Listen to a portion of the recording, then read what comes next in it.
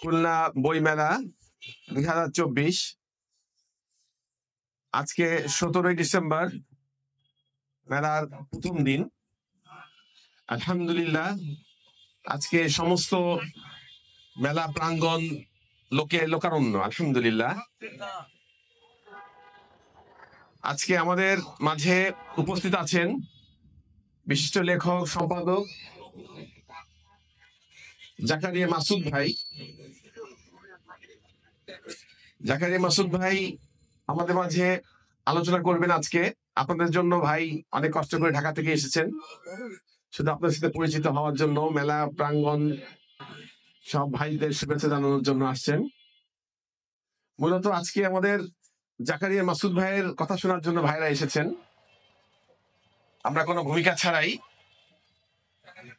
আলোচনা শুরু করার জন্য সম্মানিত লেখক জাকারিয়া মাসুদ ভাইকে বিনীত অনুরোধ করছি। আলহামদুলিল্লাহ ওয়াসসালাতু ওয়াসসালামু আলা রাসূলিল্লাহ ওয়া আলা আলিহি ওয়া সাহবিহি আজমাইন। আচ্ছা, কথাটা কি পেছন পর্যন্ত শোনা যাচ্ছে? শোনা যাচ্ছে না কথা? ভাই একটু সাউন্ডের বিষয়ে একটু, কামরুল ভাই সাউন্ডটা পেছনে শোনা যাচ্ছে না ঠিক করে, একটু সাউন্ডটা বাড়াই দেন। হ্যাঁ, মুখে ঢুকাইতে হবে। আচ্ছা আচ্ছা, এখন কি শোনা যায়? শোনা যায়? এটা কি ওয়াজ মাহফিলের হ্যাঁ নাকি ঠিকঠাক? হ্যাঁ, ওকে, ঠিক আছে ইনশাআল্লাহ। আচ্ছা, আমিও প্রথমে একটা দায় মুক্তি ঘোষণা করতেছি, যেহেতু বোনরা এখানে আছেন। আসলে সেট আপটা এইভাবে না, যদি ওনারা বসে গেছেন তাহলে এখানে আছে, যাতে পরবর্তীতে আবার লেখালেখি হইলে আমাকে আপনারা দায় মুক্ত করে দেন। হ্যাঁ, আমি এটার সাথে পরিচিত না, এই জন্য আমি চেষ্টা করবো আপনাদের দিকে ফিরে কথা বলার জন্য। মোজাকারা করতেছিলাম ভাইদের সাথে, সেখান থেকে বলবো না অন্য কোনোখান থেকে বলবো আমি ঠিক জানি না। তবে আমি একটা কথা বলি, আপনাদের কে এখানে আছেন যে হাদিসের সংজ্ঞা জানেন? বলেন তো, কে বলতে পারবেন আমাকে? বলেন বলেন বলেন, তাড়াতাড়ি বলেন, এই যে আপনি বলেন।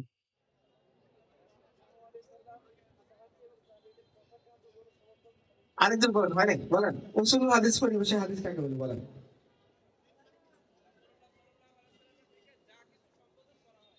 সম্পৃক্ত করা হয় শব্দের, হ্যাঁ। তার মানে আমরা হাদিসে ছোটবেলায় একটা জিনিস পড়ে আসছি যে শুধু রাসূল সাল্লাল্লাহু আলাইহি ওয়াসাল্লামের কথা, বাণী, কর্ম, মনোসম্মতিকে হাদিস বলে। আসলে শব্দটা এরকম না। উসুলুল হাদিসের পরিভাষায় এটাকে হাদিস বলা হয় না। উসুলুল হাদিসের পরিভাষায় হাদিস কাকে বলে? যে কথা, যে কাজ, যে বাণী আপনি রাসূল সাল্লাল্লাহু আলাইহি ওয়াসাল্লাম থেকে সম্পৃক্ত করছেন, এটাকে কি বলবে? হাদিস। এখন মুহাদ্দিসিন একরাম চেক করবেন যে এটা হাদিস সহিহ, এটা জয়ীফ, এটা জাল, এটা মওযু না ইত্যাদি। আচ্ছা বলেন তো, রাসূলুল্লাহ সাল্লাল্লাহু আলাইহি ওয়াসাল্লামের যে সিফাতি কথাবার্তা, যেমন ধরেন সামাল যেটাকে বলে, এটা হাদিস? হ্যাঁ, হাদিস। বলেন বলেন, হাদিস। কাদের মতে হাদিস আর কাদের মতে হাদিস না? ফকিহদের মতে কি এটা হাদিস, না মুহাদ্দিসদের মতে এটা হাদিস? তাহলে ফকিহদের মতে কি? আচ্ছা, আমি জাস্ট এটা বোঝানোর চেষ্টা করছি। আমি যদিও আলেম না, কিন্তু ছোট ছোট বাংলা কিতাব মসজিদে যেটা একটু গরম আছে আমার মধ্যে, একটু ঠান্ডা করতেছি আপনাদের সাথে বলে। দেখেন, হাদিসের সংজ্ঞাটাই আমাদের কাছে ক্লিয়ার না। তো এখন যদি আমি বলি, আমাকে একবার আমি একটা হাদিস একটা কোট করে ফেসবুকে দিলাম, তো আমাকে একজন কমেন্ট করছে যে ভাই এই হাদিস সহিহ মুসলিমে নাই। তো আমি বললাম, ভাই আপনি সহিহ মুসলিম ঘেটেই মনে হয় বলতেছেন। ভাই আমি বললাম যে মানে কোন এইটা প্রকাশনী এটা চেক করে বলতেছেন যে এটা সহিহ মুসলিমে নাই? বলতেছে আমি হাদিস বিদ্যা সার্চ দিয়ে চেক করলাম। তখন সার্চটাকে আরবিতে দেখছে না বাংলাতে? বললাম বাংলাতে একটা শব্দ দিচ্ছে, সার্চ করে কি বলে দিচ্ছে? এটা হাদিসের মধ্যে নাই। বলেন তো কার জন্য এটা খুব দ্রুত বলা সহজ যে এটা হাদিসে নাই? কার জন্য বলা সহজ? হ্যাঁ হ্যাঁ, যে একটা হাদিসও জানে না তার জন্য বলা সহজ কি যে এটা হাদিসে নাই। আর যে হাদিস জানে তার ব্যাপারটা কি? ইমাম মালিক রহমতুল্লাহ আলাইকে আহলে মক্কা থেকে প্রশ্ন করে পাঠাইছে, প্রায় 100টার মতো। একজন লোককে পাঠাইছে, যে বলছে যে তুমি গিয়ে ইমাম মালিকের কাছ থেকে সমাধান আনো। মালিক কাকে বলে এটাকে বলছি। ইমাম মালিক তাকে বলে যিনি মুসলিম উম্মার মধ্যে সর্বপ্রথম হাদিসের সংকলন প্রকাশ করছেন, মানে লিখিত আকারে। এরও আগে অনেকে সংকলন করছেন, অধ্যায় ভিত্তিক বিন্যাস করে যিনি প্রথম কিতাবটা লিখছেন আল মুয়াত্তা, তাকে বলে ইমাম মালিক। যেমন যিনি মদিনার ইমাম, সমস্ত মদিনাবাসী তাকে ইমাম হিসেবে স্বীকৃতি দিয়েছে। এবং এখনো পর্যন্ত স্টিল নাও মুসলিম উম্মাহ যাকে একজন স্বনামধন্য চার মাযহাব যেটা বলে, আরো অনেক মাযহাব আছে, প্রতিষ্ঠিত প্রধান চার মাযহাবের এক মাযহাবের ইমাম, তাকে প্রশ্ন করা হয়েছে মক্কা থেকে প্রায় 100টার মতো। তিনি 4টা প্রশ্নের উত্তর দিয়েছেন। তো মক্কাবাসীর ওই লোক বলতেছে এটা কেমন কথা, আপনি হলেন ইমাম মালিক, আপনাকে প্রশ্ন করছে 100টার মতো, আপনি উত্তর দিয়েছেন কয়টা? চারটার মতো, আমি বাকিগুলোর ক্ষেত্রে কি বলবো? বলছে গিয়ে বলবো মালিক জানে না। তাহলে দেখেন, যিনি হাদিসের ইমাম এবং তিনি কেমন মানুষ, সুবহানাল্লাহ। আমাদের হয়তো এত ইশকে নবী নাই সাল্লাল্লাহু আলাইহি ওয়াসাল্লাম যতটা ইমাম মালিকের ছিল। ইমাম মালিক রাহমাতুল্লাহি আলাইহি জীবনেও মদিনাতে থাকা অবস্থায় জুতা পরেননি। তিনি মনে করতেন যে এটা আল্লাহ রাসূলের সাথে বেয়াদবি হবে। তিনি বলতেন যে মাটিতে আমার রাসূল হাঁটছেন তার কদম মুবারক যে মাটি স্পর্শ করছে, আমি এই মাটিতে জুতা পরে এই বেয়াদবি করতে পারবো না। এতটুকু রাসূলের আশিক ছিলেন। এবং তাহলে রাসূলের আশিক যারা হয় ইমাম, তাহলে তারা কতটা হাদিস সম্পর্কে জ্ঞান রাখবে সেটা তো বলাই বাহুল্য। উনি বলতেছেন কি যে বাকি প্রশ্নগুলোর ক্ষেত্রে বলবা যে মালিক জানে না। এখন আমাকে আপনি 100টা প্রশ্ন করেন, আমি 100টা কোশ্চেন বাড়াই দিব যাতে আপনি আমাকে খুব বেশি জ্ঞানী মনে করেন। অথচ জ্ঞানী কারা? ইলমের অর্ধেক হচ্ছে এই কথা বলা যে আমি জানি না। ইমাম মালিক এটাকে অতিক্রম করে 100টার মধ্যে 4টা প্রশ্নের উত্তর দিয়ে বলতেছেন বাকি প্রশ্নগুলোর ক্ষেত্রে বলবা যে মালিক জানে না। তাহলে আমি কত বড় জ্ঞানী যে হাদিস বিডি বা একটা অনলাইনে একজন বলতেছে আমাকে যে এখন আর ইমামদের মতামত কি দরকার, হাদিস কি দরকার, মুহাদ্দিস কি দরকার, এখন তো গুগলই আছে, তাই না? মাকতাবায়ে ফিকহ সব কোথায় ঢুকে গেছে গুগলের মধ্যে। ইসলামী.com, কত বই.com, বাহারি.com, কত কিছু.com, রকমারি.com, কত কিছু আছে। এখন কিছু আর মুহাদ্দিস কেন আমাদের দরকার আছে? দরকার নেই। আচ্ছা, আমি এটা কেন বলতেছি? আমি এটা ওয়াল্লাহি এটা শুধুমাত্র আমার জেনারেল ভাইদের জন্য বলতেছি। কোনো উলামা একরাম থাকলে আমাকে মাফ করে দিবেন। আমি কখনোই আপনাদেরকে এটা তো বলতেছি না, কারণ এটা আপনাদের কাছ থেকে আমার কথাগুলো শেখা। আমার মনে হলো যে এই কথাগুলো হয়তো বলা দরকার আমার পক্ষ থেকে, যারা আমার মতো হাবাগোবা বা মূর্খ মানুষ আছে তাদের জন্য আর কি। আচ্ছা, এখন আপনারা বলেন, আমি একটা জিজ্ঞাসা করি, বলেন আমাকে যে প্রসিদ্ধ হাদিসের আরবি কি? আরবিতে কি বলে তাকে? মাশহুর হাদিস। আচ্ছা বলেন তো, আমি একটা হাদিস বলি, ইন্নামাল আমালু বিন্নিয়াত, এটা কি মাশহুর হাদিস না? জেনারেলটা বলবেন। কে বলছেন? আপনি জরিমানা হবে, আপনি কেন বলছেন আগে বলেন? এটা মাশহুর হাদিস না? হ্যাঁ, এটা মাশহুর। কোন অর্থে মাশহুর হাদিস? সবাই জানে এই অর্থে মাশহুর হাদিস। যে এই হাদিসটা কে জানে না বলেন? এখানে যিনি কোন হাদিস জানেন না তিনি ওই হাদিসটা জানেন কি? ইন্নামাল আমালু বিন্নিয়াত, সুন্দর একটা হাদিস। আমার কাজের শুরুতে, কথার শুরুতে, বয়ানের শুরুতে কিছু নাম বলে এটা ঢুকাই দিই, ইন্নামাল আমালু বিন্নিয়াত, যাতে মানুষ মনে করে এইবার একটা হাদিস হলো তো জানে। কিন্তু আমাকে যদি বলেন ভাই হাদিসটা সনদ বলো তো, ভাই ভাই কিছু জানি না। আমি শুধু জানি এটা ওমর ইবনুল খাত্তাব বলছেন, বর্ণনা করতেছেন ইমাম বুখারী। তিনি ওমর ইবনুল খাত্তাবের জামানা পাইছেন, তাহলে এটা কেমনে হাদিস হয়? মুহাদ্দিসের সামনে যদি নিয়ে যান যে ভাই এটা আল্লাহ রাসূল বলছেন, আপনার চটকেন দিয়ে বাইরে বের করে দিবে, এটা সনদ আনো, তারপরে বলো আল্লাহ রাসূল বলছেন। তুমি কি আল্লাহ রাসূলের জামানার লোক? তাহলে তুমি বলবা কোন কিতাবের মধ্যে আছে? বুখারীর মধ্যে আছে। আর বাকিটুকু বলো বুখারী কার থেকে, তার কার থেকে, তার কার থেকে। পারবো না। তার মানে আমার হাদিস মুহাদ্দিসিনে কেরাম নিবেন না, কারণ মুহাদ্দিসিনে কেরামের কাছে সনদ ছাড়া হাদিস কোনো হাদিসই না। এখন বলেন যে ইন্নামাল আমালু বিন্নিয়াত, এটা কি মাশহুর হাদিস না গরীব হাদিস না কি হাদিস? এটা মাশহুর হাদিস আমাদের কাছে, কিন্তু উসুল হাদিসের পরিভাষা এটা মাশহুর হাদিস না, এটা কি হাদিস? গরীব হাদিস। এখন তিনি বলছেন বলতো গরীবের কোন প্রকারের মধ্যে পড়ছে এটা? কে বলছেন? আরে শামসারাই বলছেন, ওনার একটা কে বলছেন? এইটা গরীব মুতলাক, যে নিজে গরীব, আর কোনো বর্ণনাকারী নাই, একজন সাহাবী বর্ণনা করছে, তার নাম কি? ওমর ইবনুল খাত্তাব রাদিয়াল্লাহু আনহু। আর কেউ এই হাদিস বর্ণনা করে নাই কোনো সাহাবী। অথচ এটা আমাদের কাছে কি? আমরা যদি জিজ্ঞাসা করেন ভাই এই হাদিস কে, বলে তো মাশহুর হাদিস। আর যদি মুহাদ্দিসের কাছে জিজ্ঞাসা করেন চটকান লাগে, বলে এটা গরীব হাদিস। গরীবের মধ্যে তারপরে একজন মাত্র সাহাবী এটা বর্ণনা করেছে, আর কেউই বর্ণনা করেন নাই। এখন ধরেন ইন ডেপথ পড়াশোনা না করে যখন আমরা কিতাবের একটা উপরের পৃষ্ঠা দেখে একটা হাদিস পড়ে, দুইটা বাংলা হাদিস পড়ে। আমি একবার যখন শহীদুল ইসলাম কলেজে পড়ি, তো আমরা কয়েকজন বন্ধু মিলে অটো সিএনজি তে যাচ্ছিলাম এক জায়গা থেকে আরেক জায়গার মধ্যে। সামনে একটা লোক বসে, আমরা তিনজন পিছনে বসে, আমরা তিনজন একই বেচের আর কি, একই ক্লাসের। তো আমরা আলাপ করতে করতে কিছু পূর্ববর্তী জীবনের কিছু কথা অটোমেটিক চলে আসছে। তো আমরা কথা বলতেছি, লোকটা একটু পরে পরে পিছনের দিকে তাকায়, আমাদের দেখে, আমাকে দেখে যে আমার দাড়ি টুপি আছে, পাঞ্জাবি পায়জামা আছে। তখন তবলিগ করি তো পাঞ্জাবি পায়জামা ঠিকঠাক আছে। তো আমাদের জিজ্ঞাসা করে, হুজুর আপনারাও? আমাদের জি ভাই, আমরা বাংলা হুজুর।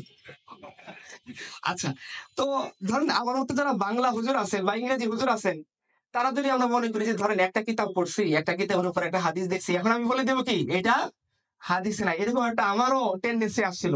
একবার যখন আমি 2012 সালে প্রথম বই পড়লাম ডক্টর আব্দুল্লাহ জাহাঙ্গীর রহমতুল্লাহ আলাইহির হাদিসের নামে জালিয়াতি, এই বই পড়ার পর আমার কি অনুভূতি ছিল জানেন?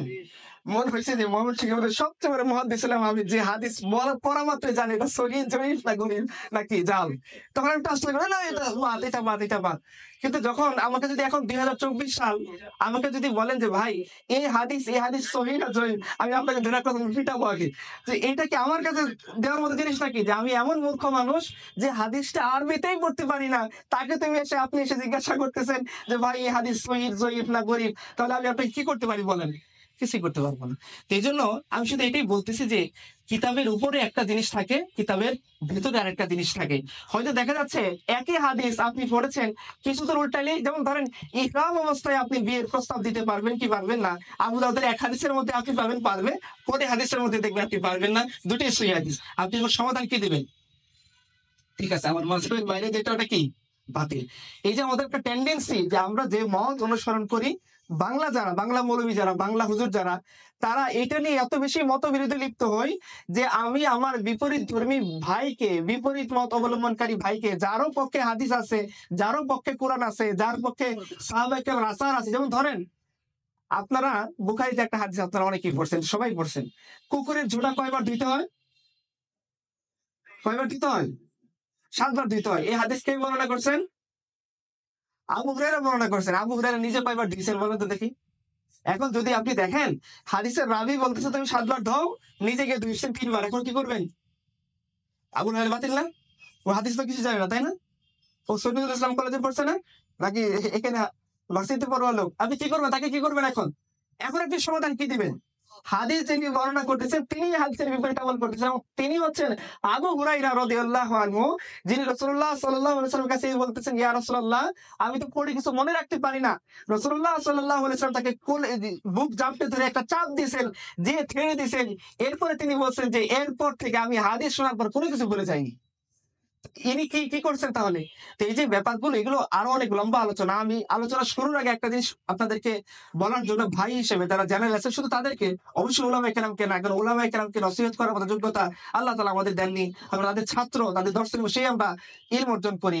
যারা জেনারেল ভাই আছে তাদেরকে শুধু একটা কথা বলবো, জেনারেল বোন যারা আছেন, যে একটা হাদিস পড়ে, একটা কিতাব পড়ে, বাংলাতে ইংরেজিতে একটা লেকচার শুনে আমরা যদি নিজেদেরকে মুহাদ্দিস হিসেবে আবির্ভূত করি, যে মুহাদ্দিসিন এখন ছুটিতে থাক, আমরা তার দায়িত্ব পালন করি, তাহলে ব্যাপারটা খুবই ভুল হবে। এবং আমরা যদি একটা দুইটা হাদিসকে কেন্দ্র করে আমাদের উম্মার মধ্যে তখন মতবিরোধ করি, যখন আমাদের সময়ে এই আমাদের থেকে 200 কিলোমিটার দূরে, ধরেন এই যে হিন্দুস্তানের পশ্চিমবঙ্গের কথা বলেন, ইউপি উত্তরপ্রদেশের কথা বলেন, এই যে আজকে দেখলাম সাঙ্গলের কথা বলেন, সেখানে কোনো অপরাধ ছাড়া জাস্ট ছুতায়, ছোট্ট একটা ছুতায় মসজিদের মুসল্লিদের মসজিদ গুলাকে কি করে দেওয়া হচ্ছে? ভেঙে ফেলা হচ্ছে। এই যে দেখেন কিছুদিন আগে ওই যে একবার যখন উত্তরপ্রদেশে বড় দাঙ্গা লাগলো, যে দাঙ্গা মোদী সাহেব যখন ওই দাঙ্গার নেতৃত্ব দিল, সেই দাঙ্গার সময় একজন মুসলিম মহিলাকে প্রায় পাঁচজন মুশরিক মিলে ধর্ষণ করছে মসজিদের ভিতরে, এবং সেই ধর্ষণের শব্দটা শোনানোর জন্য মসজিদের মাইক ওখানে দিয়ে ধর্ষণ করছে, তাকে ছেড়ে দিছে, তাকে হিন্দু মহাসভার লোকেরা এখন নিয়ে রাজকীয় ভাবে বরণ করতেছে। এই তো আপনার আমার কয়েকশো কিলোমিটার দূরে। যখন আমাদের অবস্থা এরকম, যখন আমাদের ম্যাক্সিমাম মানুষজন দাবি করতেছে তারা কি লিবারেল, ডেমোক্রেটিক, সেকুলার, যেমন বলি না হানাফি, শাফি, মালিক, ওদের মধ্যে কি মাযহাব আছে? কি তুমি লিবারেলের মধ্যে কোন লিবারেল, ডেমোক্রেটিক না প্রগ্রেসিভ? এরকম আছে না কনজারভেটিভ, ওদেরও মাযহাব আছে। ওরা বলতেছে আমাদের পরিচয় কি? আমরা মারপিট করতেছি কি নিয়ে? হানাফি, শাফি, মালিকি, হাম্বলি, সালাফি, আশারি কত কিছু, ওদের মধ্যে মাযহাব আছে। তোর বলছে তুমি প্রগ্রেসিভ, কনজারভেটিভ, ডেমোক্রেটিক, লিবারেল, ওরাও এইভাবে নিজেদেরকে পরিচয় দিচ্ছে, অথচ এরা মুসলমান ঘরের সন্তান। আপনারা জানেন যে এই যে সেকুলারিজম, এটা কি একটা আলাদা মাযহাব না, আলাদা দিন না? আচ্ছা, কেন আলাদা দিন? সেকুলারিজমের মূল কনসেপ্ট হচ্ছে কি?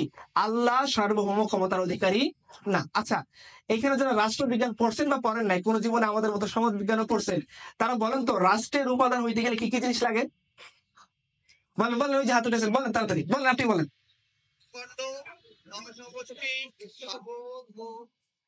সন্তান। আচ্ছা, প্রথমে কি লাগে? নির্দিষ্ট ভূখণ্ড। 2 নম্বরে কি লাগে? জনসমষ্টি লাগে। 3 নম্বরে কি লাগে? সার্বভৌমত্ব লাগে। 4 নম্বরে কি লাগে? সরকার লাগে, যে এই রাষ্ট্রটাকে চালাবে। আমি এটা বোঝানোর জন্য বলতেছি। বলেন, প্রথমে আপনি পাইলেন নির্দিষ্ট ভূখণ্ড। এখন নির্দিষ্ট ভূখণ্ডকে জিজ্ঞাসা করেন যে এর শর্ত শরাইত গুলা কি? নামাজে কিছু শর্ত শরাইত আছে না?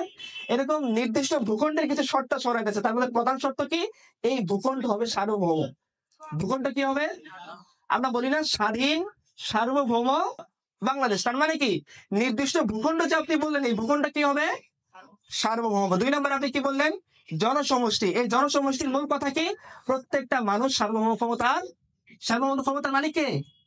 তার মানে 2 নম্বরে যে রাষ্ট্রের উপাদান মৌলিক উপাদান লাগে সেখানে আপনি পাবেন জনগণ, এবং জনগণকে সার্বভৌম ক্ষমতার অধিকারী। 3 নম্বর তো সর্বমত আপনি বললেন, ওটির নাম মাসলা নাই। 4 নম্বর আপনি কি বললেন সরকার নিজেই কি সার্বভৌম ক্ষমতার অধিকারী। তার মানে 4টা জিনিসের মূল জিনিস কোথায় সার্বভৌমত্বের জায়গায়। আপনি এমন একটা সময়ে বাস করতেছেন যখন মানুষ, এই দেশের মানুষ, রাষ্ট্রের মানুষ, আপনার আশেপাশের মানুষ, আন্তর্জাতিক মানুষ, গোটা পৃথিবী জুড়ে তারা আল্লাহর সভরেনিটিকে অস্বীকার করছে, আল্লাহর সার্বভৌমত্বকে অস্বীকার করছে। এবং এটা শুধুমাত্র হারাম কবিরা গুনাহ না, শিরকে লিপ্ত হওয়ার মতো গুনাহ, যেখানে মানুষ খোদাকে ছুটি দিয়ে নিজে খোদার আসনে বসে গেছে। ওইখানে কি আমরা এই জিনিসগুলো নিয়ে মারপিট করবো? যখন আমাদের থেকে কয়েকশো কিলোমিটার দূরে, 200-300 কিলোমিটার দূরে, বা ধরেন যাদের বাড়ি নীলফামারী চুয়াডাঙ্গা ওইদিকে, তাদের তো আরো 2-1 কিলোমিটার কাছে, যখন মুসলমান হওয়ার অপরাধে তাদের বাড়ি ঘর ভেঙে দিচ্ছে, বুলডোজার দিয়ে তাদের ব্যবসা সম্পত্তি ধ্বংস করে দিচ্ছে, তাদেরকে বাজারে আসতে নিষেধ করতেছে, গরু বহন করার অপরাধে, সে কুরবানি করেনি, শুধু বহন করছে, কিন্তু কুরবানির অজুহাত দেখে বা গোমাতার অজুহাত দেখে তাকে প্রকাশ্যে পিটিয়ে মারা হচ্ছে। ঠিক এই সময়ে আমাদেরকে এই ধরনের বিলাসিতা করা সাজে? আপনার ওই যে একটা আমাদের গ্রামে কথা আছে না, ভাত পায় না চা খায় রিক্সা দিয়ে, পরেরটা পরে। আচ্ছা, তার মানে এইরকম যদি হয় যে আমাদের নিজের কোনো অবস্থান নেই এই দেশে, আমরা মুসলমানদের আসলে আমরা কি দিন শেষে সংখ্যা লঘু, আমাদের কোনো অধিকার নেই, আমাদের কথার কোনো মূল্য নেই, কেউ আমাদের গুরুত্ব দেয় না। সংবিধান কমিটিতে ঢুকে বড় সেকুলার, রাষ্ট্রপতির পদে ঢুকে বড় সেকুলার, প্রধানমন্ত্রীর পদে ঢুকে বড় সেকুলার, সব জায়গায় যেখানে আমাদের কোনো কর্তৃত্ব নাই, কোনো তামকিন নাই, কোনো প্রভাব নাই, একটা হুজুর কথা বললে যেখানে রাষ্ট্র শোনার জন্য উন্মুখ হয়ে বসে থাকে না, সেই ধরনের একটা সেকুলার রাষ্ট্রে বসবাস করে আমরা যদি এই জিনিসগুলো নিয়ে মারপিট করি, যেগুলোর ক্ষেত্রে আমরা অথরাইজ কোনো পারসন না, তাহলে ব্যাপারটা কেমন হবে? আপনি গেলেন এর কাছে, ধরেন কথার কথা কিডনি ডিজিজের কাছে ডায়াগনোসিস করতে গিয়ে দেখলেন আপনি কি সে স্পাইন স্পেশালিস্ট, তাহলে ব্যাপারটা কেমন হবে? আপনি কি যাবেন স্পাইন স্পেশালিস্টের কাছে বা হৃদরোগ বিশেষজ্ঞের কাছে কিডনি ডায়ালিসিস করতে যাবেন আপনি? তাহলে আমি যে ডিপার্টমেন্টের লোকই না, আমি যদি সেই ডিপার্টমেন্টকে নিজের ডিপার্টমেন্ট বানিয়ে নিজেদের মধ্যে এই জিনিসগুলো নিয়ে ঝগড়া বিশেষ করি, তখন যখন পুরো পৃথিবী একমত হয়ে গেছে যে মুসলিম উম্মার লোকদেরকে মশা মাছির রক্তের যে দাম আছে মুসলমানদের রক্তের সে পরিমাণ দাম নেই, তাহলে সেটা কি জ্ঞানগত বিলাসিতা হবে না? আমাদেরকে সেই জ্ঞানগত বিলাসিতা করার সময় আছে? এই যে দেখেন, আপনারা জানেন স্পেন, আন্দালুস মুসলিম উম্মার একটা বড় সোনালী ঐতিহ্য ছিল না? ये गुलसितान अंदलुस वो दिन है याद तुझको कि तेरे डालियों में जब आशिया हमारा। ইকবাল ইকে আন্দালুসকে দেখে বলছিলেন যে হে আন্দালুস, তোমার এই প্রত্যেকটা বাগান জানে যে তোমাদের বাগানের মধ্যে আমাদের দোলনা ছিল, আমরা এখানে দোল খাইতাম, এটাকে আমরা আবাদ করেছিলাম, তাই না?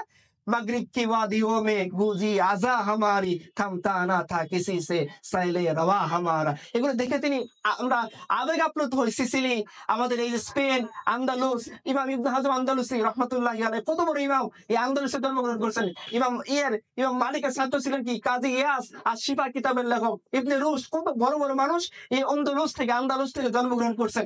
আজকে বলেন আন্দালুসের মাটিতে আল্লাহর নাম নেওয়ার মতো কয়জন বাকি আছে স্পেনের মধ্যে?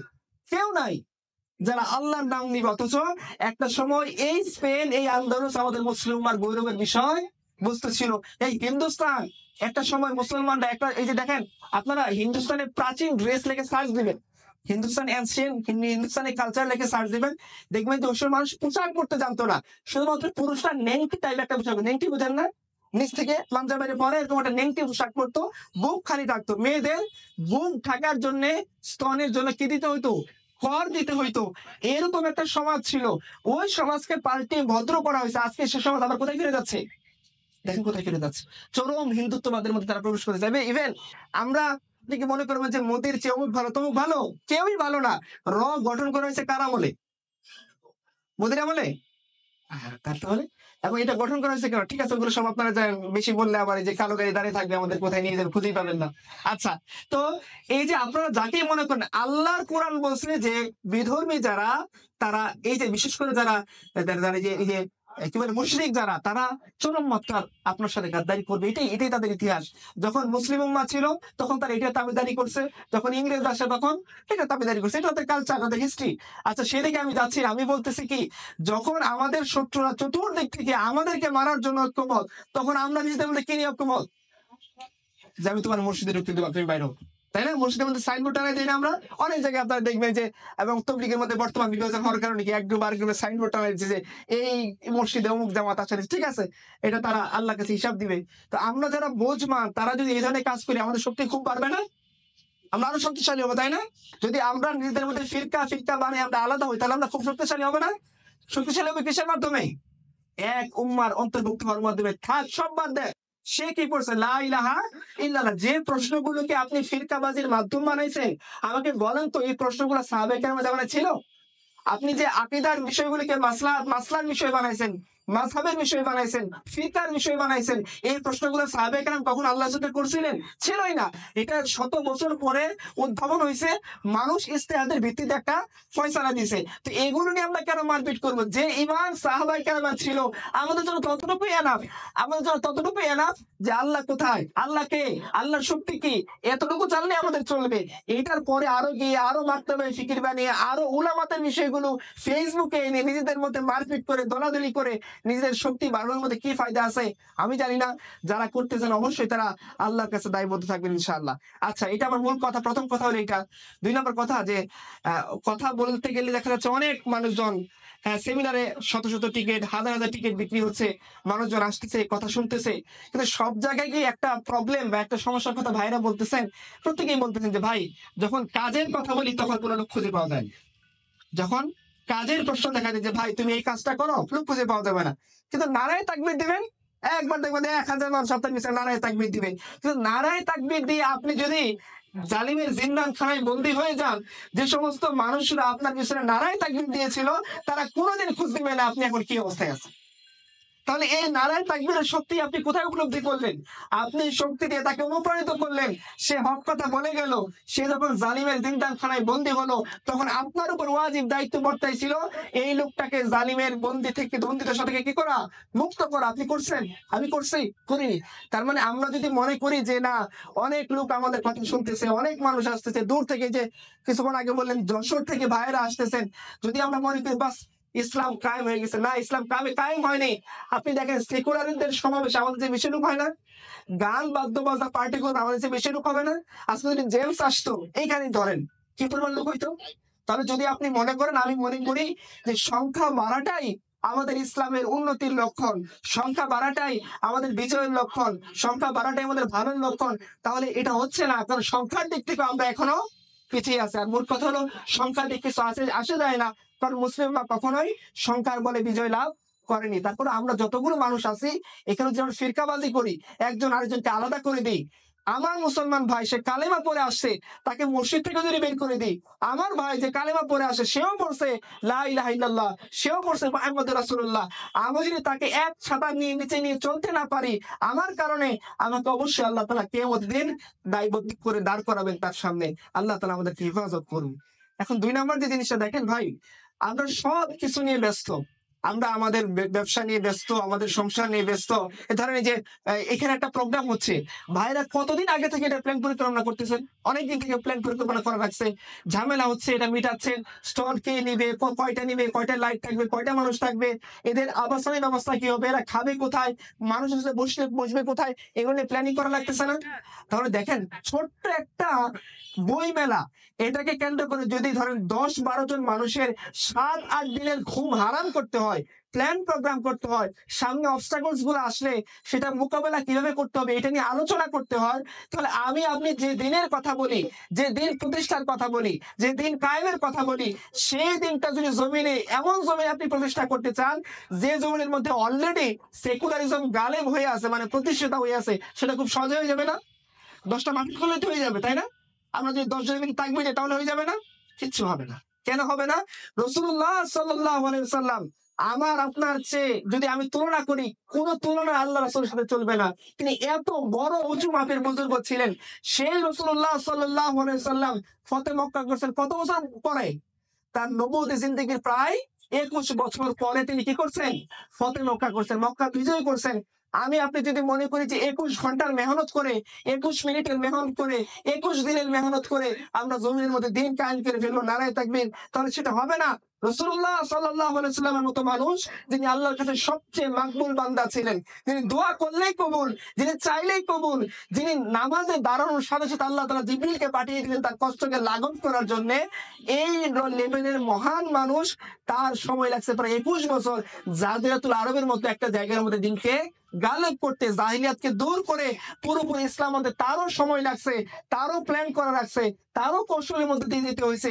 তিনিও তার সবচেয়ে কাছের মানুষদের লাশ খুলে নিয়ে বাচ্চা শিশুর মধ্যে কেঁদেছেন। তিনিও, আপনারা জানেন বদর যুদ্ধের কাহিনী, কিন্তু বদর যুদ্ধ থেকে রাসূলুল্লাহ সাল্লাল্লাহু আলাইহি ওয়াসাল্লাম যখন ফিরে আসতেছেন, তার মেয়ে রুকাইয়া রাদিয়াল্লাহু আনহা ইন্তেকাল হয়ে গেছে। বদর যুদ্ধে আল্লাহ রাসূল যখন যাচ্ছেন, তার মেয়ে খুব অসুস্থ। আল্লাহ রাসূল এটা জানেন যে আমি যদি ফিরে আসি হয়তো আমার মেয়ের সাথে দেখা হবে না। এই মেয়েও জানে হয়তো আমার শ্রেষ্ঠ বাবা, আপনাদের যাদের সন্তান আছে, আমরা কেউই রাসূলুল্লাহ সাল্লাল্লাহু আলাইহি ওয়াসাল্লামের মতো শ্রেষ্ঠ পিতা নই। ওই লেভেলে যাওয়ারই কোনো সাহস আমাদের নাই, তুলনা করার কোনো সাহস আমার নাই। এরকম শ্রেষ্ঠ পিতা বদরের ময়দানে চলে যাচ্ছেন, তার মেয়ে অসুস্থ। আমরা যেরকম হসপিটালাইজ বলি, তিনি ঘরের ভিতরে হসপিটালাইজ অবস্থায় পড়ে আছেন। আল্লাহ রাসূল জানেন যে হয়তো এই মেয়ের সাথে আমার আর দেখা হবে না। ঠিক তাই হয়েছে। রাসূলুল্লাহ সাল্লাল্লাহু আলাইহি ওয়াসাল্লাম যখন বদরের ময়দানে ফাতহ করে তিনি মদিনার মধ্যে ফেরত আসতেছিলেন, পথের মধ্যে তিনি দেখছেন ইতিমধ্যে রুকাইয়া রাদিয়াল্লাহু আনহার ইন্তেকাল হয়ে গেছে এবং তার লাশকে দাফন করা হয়েছে। রাসূল বুকের কষ্ট চেপে অসুস্থ মেয়েকে রেখে তিনি বদরের ময়দানে চলে গেছেন। রাসূলুল্লাহ সাল্লাল্লাহু আলাইহি ওয়াসাল্লাম উহুদের ময়দানে গিয়েছেন, সেখানে তার হামজার লাশ নিয়ে রাসূলুল্লাহ সাল্লাল্লাহু আলাইহি ওয়াসাল্লাম বাচ্চা শিশুর মতো কেঁদেছেন। তার অনেক সাহাবীর নাক কান কেটে ঝুলিয়ে দেওয়া হয়েছিল।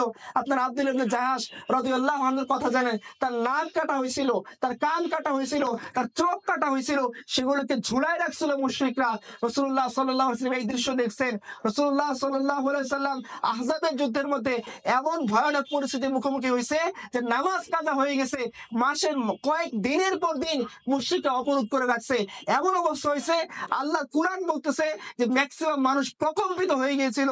10,000 বাহিনীর সামনে দাঁড়িয়ে আছে আর তাদের সামনে মাত্র 3,000 বাহিনী আছে। ওরা প্রশিক্ষিত, ওরা পেশাদার, ওদের কাছে ভারী অস্ত্র শস্ত্র আছে, এদের কাছে তেমন কিছুই নাই। এই মানুষজন, আল্লাহর কোরআন বলতেছে যে তারা প্রকম্পিত হয়ে গেছে, ভীত হয়ে গেছে। এই অবস্থায় রাসূলুল্লাহ সাল্লাল্লাহু আলাইহি ওয়াসাল্লাম দিন গুজরান করেছেন। উহুদের ময়দানে এই রাসূল সাল্লাল্লাহু আলাইহি ওয়াসাল্লাম নিজের দন্তর মুবারক শহীদ করেছেন। রাসূলুল্লাহ সাল্লাল্লাহু আলাইহি ওয়াসাল্লাম এই যুদ্ধের মধ্যে নিজের তার মাথার মধ্যে লোহার যে টুপি শিরস্ত্রাণ সেটা ঢুকে মাথার ভিতরে ঢুকে গেছে, রক্ত টপ টপ করে বেয়ে পড়েছে। রাসূলুল্লাহ সাল্লাল্লাহু আলাইহি ওয়াসাল্লাম তাইফের ময়দানে গিয়েছেন, সেখানে দাওয়াত দিয়েছেন। দাওয়াতি কাজের মধ্যেই মুশরিকরা তাকে ঢিল ছুটতে রক্তাক্ত করে ফেলছে। এমন রক্তাক্ত করছে যে পা রক্ত শুকিয়ে পায়ের সাথে লেগে যাচ্ছিল। আল্লাহ রাসূল দ্রুত হাঁটতে পারতেছিলেন না। এবং এই অবস্থায় বাচ্চারা, শিশুরা, নির্বোধরা, এলাকার গুন্ডারা রাসূল সাল্লাল্লাহু আলাইহি ওয়াসাল্লামের উপরে আরো তীব্র বেগে, আমরা যেরকম বৃষ্টি দেখি এরকম পাথরের বৃষ্টি তারা নিক্ষেপ করছে। আল্লাহ রাসূল এই ধরনের অবস্থায় দিন পান করেছেন। আল্লাহ রাসূল যখন মক্কায় ছিলেন সাল্লাল্লাহু আলাইহি ওয়াসাল্লাম, প্রত্যেকটা দিন এমন হয়েছে যে মুশরিকরা তাকে মেরে ফেলবে, এই আজকে মারে, এই কালকে মারে, এই প্ল্যানিং তারা করছে। ইভেন আল্লাহ রাসূল সাল্লাল্লাহু আলাইহি ওয়াসাল্লাম যেদিন হিজরত করতেছেন, আবু জেহেল তার বাহিনী নিয়ে রাসূলুল্লাহ সাল্লাল্লাহু আলাইহি ওয়াসাল্লামের ঘর ঘেরাও দিয়ে রাখছে এবং সে দম্ভ করে বলতেছিল যে মুহাম্মদ আমাকে বলে আমি যদি মারা যাই তাহলে জাহান্নামে যাব, আমি দেখবো আজকে মুহাম্মদ কোথায় যায়। সে এই ধরনের গর্বের সহিত রাসূলুল্লাহ সাল্লাল্লাহু আলাইহি ওয়াসাল্লামকে মারার জন্য সে চলে আসছিল। কিন্তু এই অবস্থার মধ্যেও রাসূলুল্লাহ সাল্লাল্লাহু আলাইহি ওয়াসাল্লাম কি করেছেন, তার মেয়ে রুকাইয়াকে রেখে, তার জামাতা আলীকেও তিনি রেখে গিয়েছিলেন অনেক যুদ্ধের সময় মদিনা দেখভাল করার জন্য।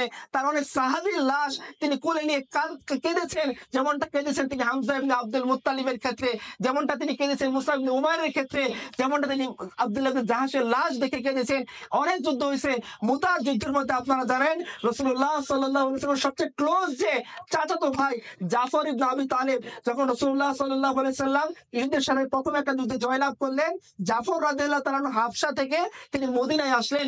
রাসূলুল্লাহ সাল্লাল্লাহু আলাইহি ওয়াসাল্লাম তখন বলতেছিলেন যে আমি জানি না যে আমি কার আনন্দে বেশি খুশি, এই খায়বার বিজয়ে বেশি খুশি নাকি আমি জাফর ইবনে আবি তালিবের আগমনে বেশি খুশি, আমি সেটা জানি না। তো রাসূলুল্লাহ সাল্লাল্লাহু আলাইহি ওয়াসাল্লাম এরকম ভয়ানক পরিস্থিতির মধ্যে দিন পার করেছেন, কিন্তু তিনি কি দিনকে ছেড়ে দিয়েছেন?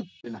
আচ্ছা, আমার মূল কথা কি, যে দেখেন আমরা আমাদের জীবনের মধ্যে একটু কি চাই, রেস্ট চাই, যে আমাদের জীবনে আর কত ভাই, অনেক তো পেরেশানি করতেছি, সেই কবে থেকে দিনের জন্য কাজ করতেছি, ফিকির করতেছি, রাস্তায় দাওয়াত দেই, মানুষ কথা শোনে না, ভার্সিটিতে দাওয়াত দেই, কত প্রেশার আসে, কত ঝামেলা আসে, সমাজের মধ্যে দিন মানার কারণে আমাদের উপর কত প্রেশার আসে। আপনার আমার প্রেশার থেকে আমাদের রাসূলের চেয়ে বেশি? বলেন তো ভাই, এখানে এখানে হাত উঠাই বলেন, কে এমন আছেন যে দিনের কাজ করার কারণে আপনার পুরো গোত্রের লোক, আপনার সমাজের লোক, আপনার দেশের লোক আপনাকে মারার জন্য তারা আপনার বাড়িঘর ঘেরাও করে বসে, এরকম কে আছে? কেউ নাই। রাসূলুল্লাহ সাল্লাল্লাহু আলাইহি সাল্লাম আছেন। এত বড় মেন্টাল পেরেশানি যেটা আমরা সহ্য করতে পারি না, রাসূলের উপর এটা আসছে।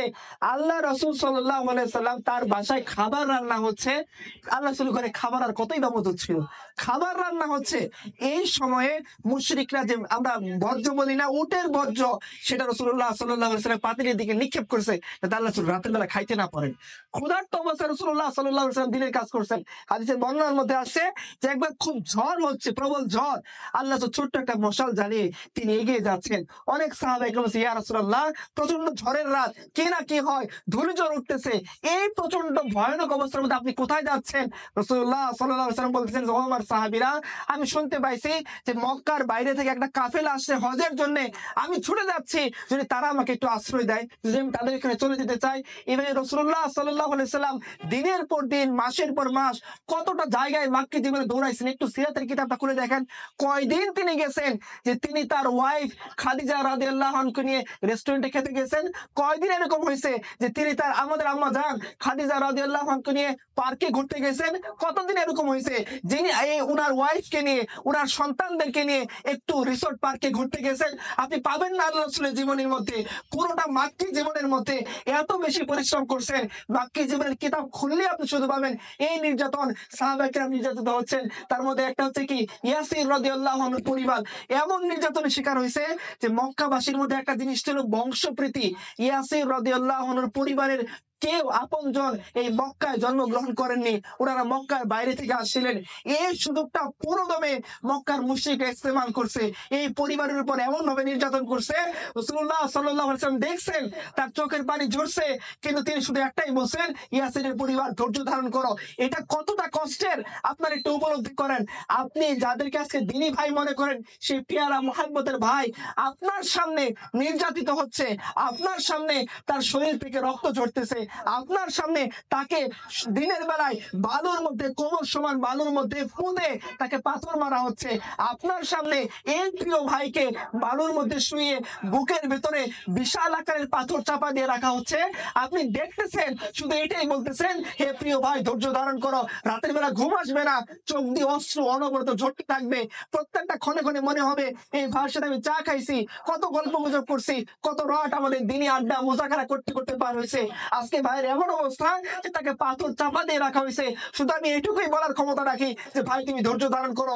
এটা কতটা কষ্টের! আর এই কষ্টের চেয়ে রাসূলুল্লাহ সাল্লাল্লাহু আলাইহি সাল্লাম তার উম্মতকে যে পরিমাণ মহব্বত করতেন, সেই কষ্টের কোনো তুলনা হবে?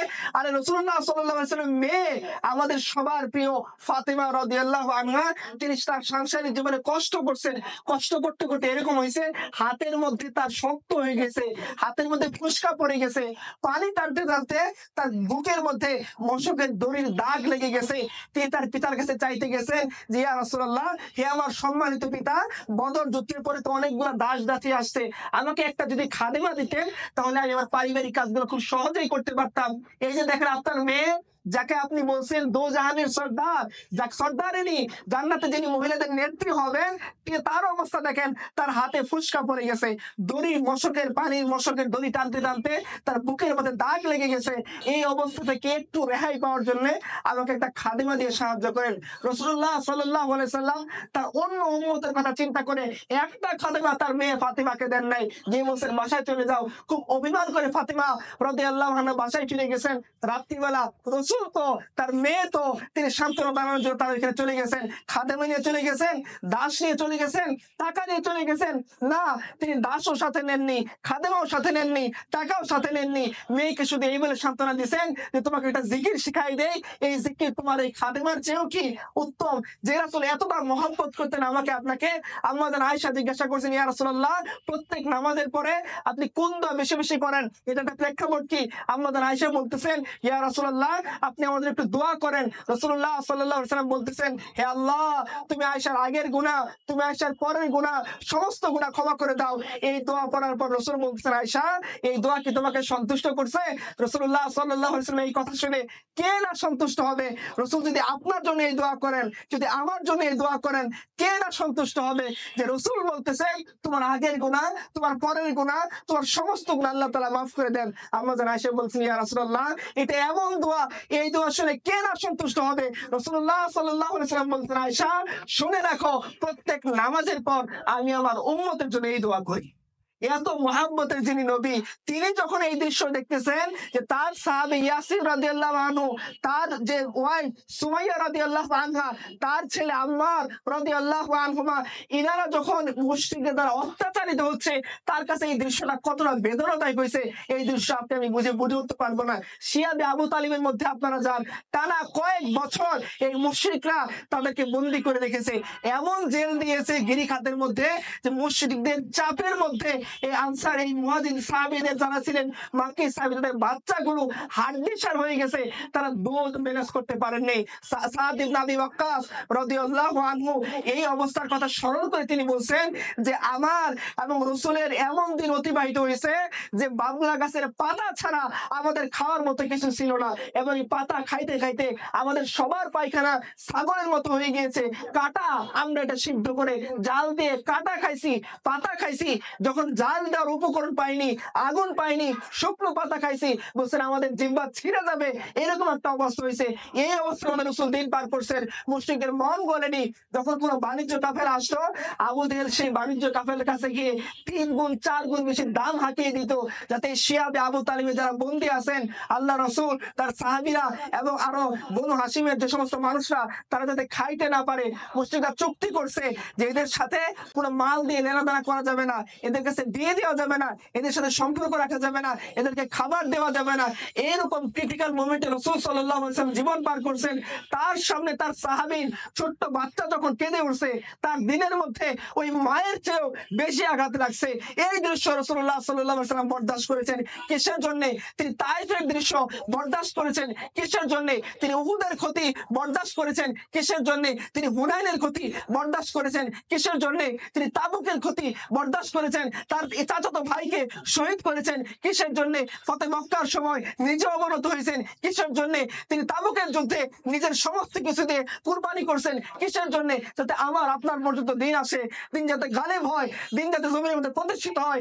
আজকে আমি আর আপনি এত বেশি ব্যস্ত দুনিয়া নিয়ে, দিনের জন্য ফিকির করার সময় নেই। অত রসুলকে জিজ্ঞাসা করেন, রসুল তো একটা কথাই বলতেন, ওয়াক্তে ফুরসত হে কাহা কাম আভি বাকি হ্যায়, নূরে তাওহীদ কা ইতমাম আভি বাকি হ্যায়। যে আমার কোথায় ওয়াক্তের ফুরসত, কখন আমি একটু রেস্ট নেবো, কখন আমি আমার বউয়ের সাথে এত লম্বা সময় ধরে একটু গল্প করবো, কখন তাকে নিয়ে পিকনিক স্পটে যাবো, কখন তাকে নিয়ে ঘুরবো, কখন রিসোর্টে সময় কাটাবো। আরে দুনিয়ার মধ্যে তাওহীদের নূর ছড়াতে এখন অনেক বাকি, এখন আমার অনেক কাজ বাকি। আমি জানি না আমার সমস্ত উম্মতের কি হালত, আমি জানি না তারা দিনের উপর অটল থাকবে কি থাকবে না, আমি জানি না তাদেরকে আযাব এসে ধ্বংস করে দিবে কিনা। যখন এই কথা রাসূলের মনে হচ্ছে, তিনি আল্লাহর কাছে দোয়া করতেছেন, আল্লাহ, আদ এবং সামুদ জাতিকে তুমি ধ্বংস করে দিয়েছো, সমূলে আমার উম্মতের উপর এমন কোন আযাব দিও না যে আযাবের কারণে তারা সমূলে ধ্বংস হয়। রাসূলের এই দোয়া তিনি কবুল করেছেন। রাসূলুল্লাহ সাল্লাল্লাহু আলাইহি ওয়াসাল্লাম ওই দোয়া করেছেন যে আমার উম্মতকে তুমি মাফ করো। আল্লাহ তাআলা বলতেছেন, মুসা আলাইহিস সালাম এই উম্মতের অবস্থা দেখে আল্লাহকে বলছেন, আল্লাহ, এই উম্মতের তো হায়াত কম থাকবে, তাদেরকে কিভাবে তুমি এত বড় মর্যাদা দিবা? তারা আসবে সবার শেষে, হায়াত থাকবে সমস্ত উম্মতের চেয়ে কম, এরা জান্নাতে যাবে সবার আগে, এদের জান্নাতীদের পরিমাণ হবে সমস্ত উম্মতের চেয়ে বেশি। আল্লাহ রাসূল বলছেন সহিহ হাদিসের মধ্যে যে আমার উম্মতের সংখ্যা জান্নাতীর মধ্যে অর্ধেকের বেশি হবে। কিভাবে এতটা হবে? মুসা আলাইহিস সালাম এই প্রশ্নের জবাব শুনে আল্লাহ বলতেছেন, জাদুল মাআদের মধ্যে হাদিসটা আছে, আল্লাহ বলতেছেন, ও মুসা, তুমি চিন্তা করো না, এই উম্মতকে আমি নিজে গাইড করব, আমার ইলম থেকে তাদেরকে ইলম দেব, আমার যে ধৈর্য, এই ধৈর্য থেকে তাদেরকে ধৈর্য দিব, এবং আমার সবর থেকে তাদের সবর দান করব।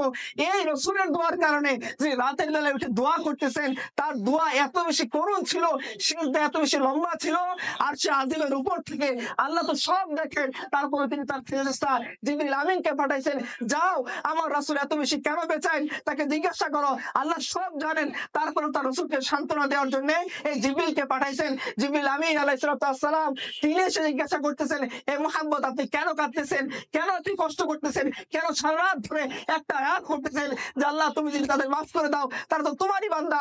মাফের তামান্না আল্লাহ রাসূলের ভিতরে খুব খেলা করতেছে, কারণ তিনি তো জানেন, তিনি তো গিয়ে দেখে আসছেন আগুন কতখানি, জাহান্নামের আগুন কত বেশি তীব্র, জাহান্নামীদের শাস্তি কত বেশি নিকৃষ্ট।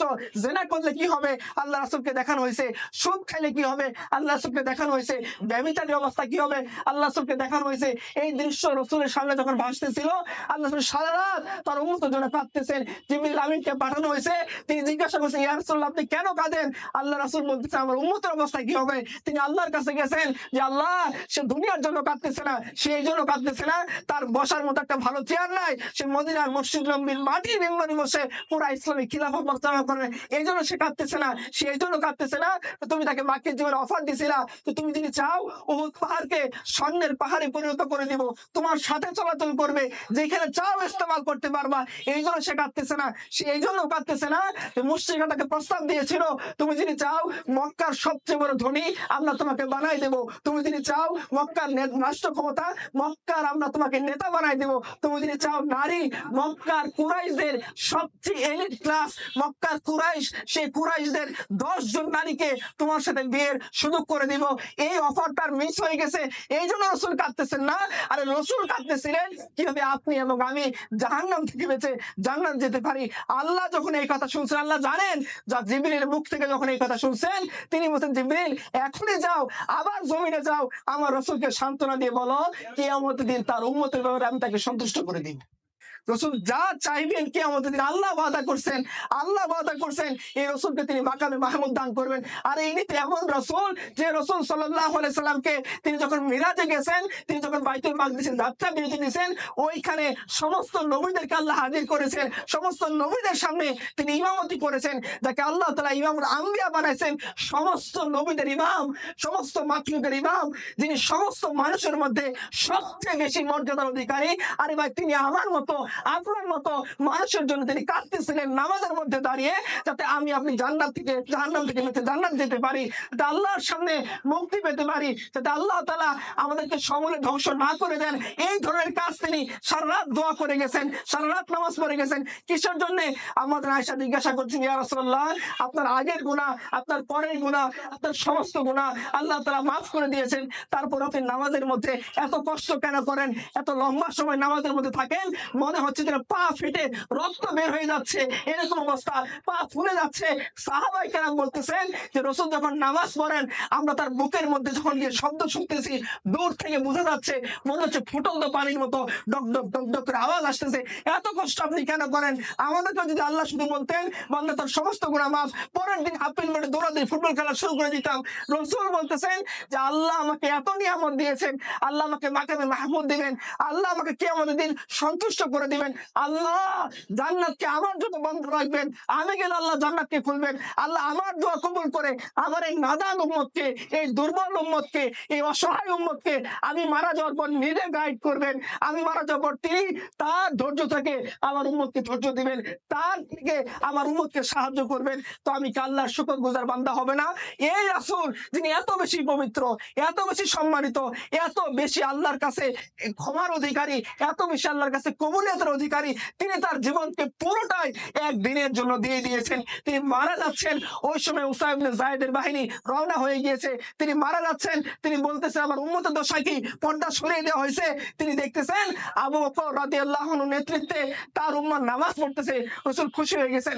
কই রাসূল তো এই জন্য খুশি হন নাই যে তার স্ত্রীর কাছে লাখ লাখ মোহর জমা আছে, আজকের এই জমির যে সমস্ত বদমাশরা তারা মারা যায় 120 কোটি 220 কোটি স্বর্ণ রূপা কি নেই তাদের জীবনের মধ্যে মদিনার সর্বোচ্চ নির্বাহী দুনিয়া থেকে বিদায় নিচ্ছেন, মুসলিম উম্মার কলিজা যে ব্যক্তি, সেই ব্যক্তি দুনিয়া থেকে বিদায় নিচ্ছেন। মরার আগে জিজ্ঞাসা করছেন আয়েশা রাদিয়াল্লাহু আনহাকে, ঘরে কি আছে? বলছে 6 দিরহাম আছে। বলছে আয়েশা দান করো, বলে অজ্ঞান হয়ে গেছেন। আবার যখন জ্ঞান ফিরছে, আম্মা জান আয়েশা ছোট মানুষ ছিলেন রাদিয়াল্লাহু আনহা, বলা হচ্ছে মোহরকে কি করছো, এই দিরহামকে কি করছো? বলছে ইয়া রাসূলুল্লাহ, দান করবো কি করবো না এই নিয়ে দ্বিধায় আছি। আল্লাহ রাসূল বলতেছেন আয়েশা, আমি কি আল্লাহর সাথে এমন অবস্থায় সাক্ষাৎ করবো যে আমার ঘরে 6 দিরহাম মজুদ আছে, দান করে দাও। খাইবারের সম্পত্তি পাইছেন, দান করে দিয়েছেন। শেষে দেখা গেল একটা সম্পদ অবশিষ্ট আছে, সেটা হলো বর্ষা, তারপরে ইহুদির কাছে সেটা বন্ধক রাখা আছে। এই অবস্থায় যে রাসূল বিদায় নিয়েছেন কিসের জন্য? এই দিনের জন্য। কেন তিনি তার নাতি হাসান হুসেনের অবস্থা দেখেও তিনি কেন দোয়া করেন নাই, আল্লাহ তাদের ফিরাই দাও এই দিনের জন্য? কেন তিনি যুদ্ধের ময়দানে বদর যুদ্ধের মধ্যে সবার আগে মল্ল যুদ্ধের জন্য নিজের বংশের লোককে এগিয়ে দিয়েছেন এই দিনের জন্য? কেন তিনি তাইফের যুদ্ধের মধ্যে, মুতার যুদ্ধের মধ্যে সাহাবায়ে কেরামকে নিয়ে নিজে অবস্থান করেছেন, রাতের পর রাত কষ্ট করেছেন, ক্ষুধার যন্ত্রণায় তিনি নিজে কেঁদেছেন? বিলাল বলেছেন রাদিয়াল্লাহু আনহু যে আমার এবং রাসূলের 27টা রাত এরকম ভাবে অতিবাহিত হয়েছে যে আমার এবং রাসূলের মধ্যে খাওয়ার জন্য বগলের নিচে লুকিয়ে রাখা সামান্য খাবার ছাড়া কিছুই ছিল না। আপনারা আযাব যুদ্ধের কাহিনী জানেন। আবু তালহা রাদিয়াল্লাহু আনহু রাসূলের কাছে আসছেন, এসে বলছেন ইয়া রাসূলুল্লাহ, খুব কষ্ট হচ্ছে, পরীক্ষা গ্রহণ করতে পারতেছি না, 10 হাত করে পরীক্ষা গ্রহণের দায়িত্ব, প্রবল ঠান্ডা, খাবার নেই, যে খাবার আসে গন্ধের চোটে খাওয়া যায় না, যে চর্বি আসে সেটা এত দুর্গন্ধ, নাকের কাছে নেওয়া যায় না, কি করবো ইয়া রাসূলুল্লাহ? ক্ষুধার যন্ত্রণায় নিজের বুকের মধ্যে পাথর বেঁধে রাখছি, যাতে ক্ষুধার কারণে পেটের মধ্যে যে উষ্ণতা অনুভব হয় সেটাকে শীতল করার জন্য, গড়গড় ভাবকে শীতল করার জন্য একটা শীতল পাথরের টুকরা বেঁধে রাখছি। আল্লাহ রাসূল যিনি সমস্ত নবীদের ইমাম, যিনি সমস্ত মাখলুকাতের ইমাম, যাকে আল্লাহ তাআলা দো জাহানের বাদশাহী দিয়েছেন, সেই নবী যিনি প্রথম কিয়ামতের দিন আল্লাহর সামনে দাঁড়িয়ে শাফায়াত করবেন, যে সাহস কোন নবীর হবে না, সেই নবী যিনি সমস্ত নবীদের মধ্যে বেশি সম্মানিত, তিনি সমস্ত মাখলুকের মধ্যে সম্মানিত। আর আল্লাহ সমস্ত নবীর সাথে কথা বলেছেন দুনিয়াতে বসে, দুনিয়াতে তাদেরকে বসে আল্লাহ এই নবীর সাথে কথা বলেছেন আরশে আজিমের উপরে নিয়ে, তাকে স্পেশাল গিফট দিয়েছেন যাকে আল্লাহর কাউকে দেন নাই। আপনারা জানেন রূহের জগতের কথা, আল্লাহ সমস্ত নবীদের রূহ, সমস্ত মানুষের রূহকে একত্র করেছেন, সবাইকে জিজ্ঞাসা করেছেন যে আমি যদি তোমাদের জামানায় এই নবীকে পাঠাই তোমরা তাকে মানবা কিনা? সমস্ত মানুষকে দিয়ে আল্লাহ ওয়াদা করাইছেন যে তোমরা ওয়াদা করো তোমাদের যুগে যদি এই নবী আসে তাহলে তোমরা তাকে মেনে নিবা। সবাই ওয়াদা করছে, হ্যাঁ আল্লাহ তোমার সামনে ওয়াদা করলাম এই নবীকে যদি আমাদের যুগে পাঠাও, আমাদের জামানায় পাঠাও, আমাদের ইরাতে পাঠাও, আমরা তার উপর সবাই ঈমান আনবো। আল্লাহ বলতেছেন যে তোমরা এই ওয়াদার ব্যাপারে তোমরা সাক্ষী থাকো, আর আমি নিজে এর ব্যাপারে সাক্ষী হয়ে রইলাম। এই যে এত বড় নবী, সেই নবী কেন কাঁদতেছেন আমার এবং আপনার জন্য? কেন তার জীবনকে বিলিয়ে দেওয়ার জন্য উন্মুখ হয়ে গেছেন? আল্লাহ বলতেছেন ওরা যদি ঈমান না আনে তুমি কি তোমার জীবনটা দিয়ে দিবা? এরকম রাসূল কেন গেছেন আমার আপনার মতো দিন আনার কারণে? কেন তিনি যখন মারা যাচ্ছেন তার ঘরের মধ্যে খাবার খুঁজে পাওয়া যাচ্ছে না, মেহমান আসছে 9টা ঘর ঘুরছেন, ওয়াল্লাহি খাবার মতো রাসূলের ঘরে কিছুই ছিল না। রাসূল বের হয়েছেন রাতের বেলা, পেটের মধ্যে গড়গড় করতেছে। রাসূলকে দেখে আবু বকর সামনে, একটু পর উমর সামনে, রাসূল বলতেছেন কি ব্যাপার এত রাতে তোমরা বাইরে কেন? বলতেছে ইয়া রাসূলুল্লাহ আপনি যে কারণে বাইরে বের হইছেন একই কারণে আমরা বাইরে বের হইছি। রাসূল গেছেন আবু আইয়ুব আনসারীর বাসায়, গিয়ে বলছেন আবু আইয়ুব তোমরা কি আমাদেরকে মেহমানদারি করবা কিনা? আবু আইয়ুব বলতেছে ইয়া রাসূলুল্লাহ জমিনের মধ্যে আপনাদের চেয়ে শ্রেষ্ঠ কে আছে? আপনাদের মতো শ্রেষ্ঠ মানুষের মেহমানদারি করা আমার জন্য সৌভাগ্যের বিষয়, আপনি বসেন। তিনি আবু আইয়ুব ছোট্ট খাসি জবাই দিয়েছেন, তার বউকে ডাকে তিনি রুটি বানাইছেন। রাসূলের সামনে যখন সেই রুটি আনা হয়েছে, রাসূলুল্লাহ সাল্লাল্লাহু আলাইহি সাল্লাম রুটির একটা টুকরা দিয়ে বলতেছিলেন যে এই টুকরা আর এই গোস্তটা আমার মেয়ে ফাতিমার কাছে পৌঁছাই দিয়ে আসো, অনেকদিন হয়েছে ফাতিমা এরকম কিছু খায় নাই। এরকম রাসূল কেন বাড়ি দিচ্ছেন? এটা তো এই দিনের জন্যই ছিল। কেন রাসূল তার চাচার এই ছিন্ন বিচ্ছিন্ন দেহ নিয়ে কাঁদছেন? এটা তো এই দিনের জন্যই ছিল।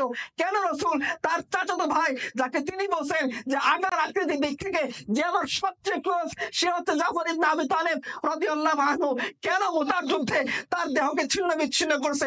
ডান হাত কেটে দিয়েছে, বাম হাতে ঝান্ডা ধরছেন, বাম হাত কেটে দিয়েছে, বাহুল দিয়ে ঝান্ডা ধরছেন। এই তো সেই সাহাবী।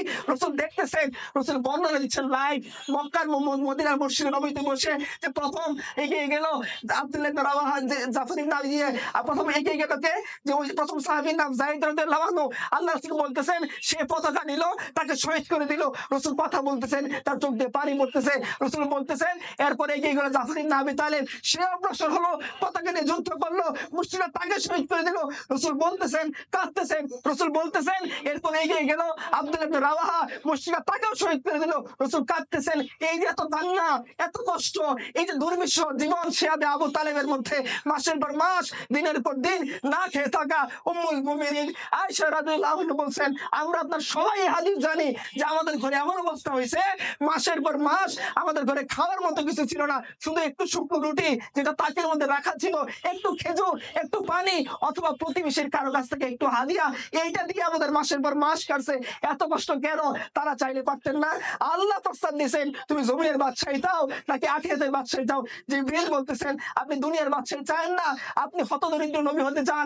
রাসূল বলতেছেন হে আল্লাহ, দুনিয়াতে আমাকে মিসকিন বানায় রাখো, মিসকিন রূপে মৃত্যু দাও, কিয়ামতের দিন আমার মিসকিন উম্মত হিসেবে তুমি আমাদেরকে হাসর করে দিও। আমরা তাকিয়ে রাসূলের কাছে জীবনের সমস্যার সমাধান খুঁজে পাই। দুর্বিষহ পরিস্থিতিতে রাসূলের দিকে তাকাইলে মনটা শান্তি হয়। আমার জীবন এতটা দুর্বিষহ হয় নাই যেটা রাসূলের হয়েছিল। রাসূল খাইতে পারেন নাই, আল্লাহর শুকরিয়া আদায় করছেন। রাসূলের কষ্ট ছিল, দিনের জন্য যুদ্ধ জিহাদ করেছেন, পেটে পাথর বেঁধেছেন, কখনো নাফরমান হন নাই। এত বড় দৃশ্য থাকা সত্ত্বেও, এত কুরবানির উদাহরণ আমাদের সামনে থাকা সত্ত্বেও আজকে আমরা দিনের জন্য কুরবানি করতে চাই না। জাস্ট কমফোর্ট জোন, একটা সুখময় জীবন, একটা শান্তির জীবন, একটা ফ্ল্যাট, একটা ভালো বাড়ি, একটা বিবি, একটা ভালো সংসার। আমার প্রজন্ম কিভাবে খাবে, আমার নাতি কিভাবে তার বিয়ে হবে, কোথায় সে থাকবে, এই নিয়ে আমার পেরেশানি। আজকে থেকে 10 বছর পরে আল্লাহর দিন কোন অবস্থানে থাকবে?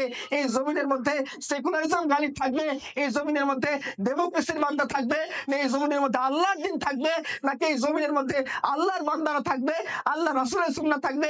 এই নিয়ে আমার কোনো প্ল্যান নাই। পাশ্চাত্যের মানুষজন প্ল্যান করে, কুফফাররা প্ল্যান করে, হিন্দুস্তান প্ল্যান করে কিভাবে আমার দেশকে সে গিলে খাবে। আমি প্ল্যান করতে পারি না যে কিভাবে মোহাম্মদ ইবনে কাসিম হয়ে এই ভূখণ্ডকে আমি রক্ষা করব। কিভাবে হাজী শরীয়তুল্লাহর মতো, তারও তো পরিবার ছিল, তারও সব ছিল, সব ছেড়ে দিয়ে শরীয়তুল্লাহ রহমতুল্লাহি আলাইহি এই ভূখণ্ডকে মুক্ত করার জন্য দাঁড়িয়েছিলেন। বলেছিলেন লাঙ্গল যার, জমি তার, এই লাঙ্গল এই জমি আমরা আবাদ করি, কেন আমি ইংরেজকে খাজনা দিব?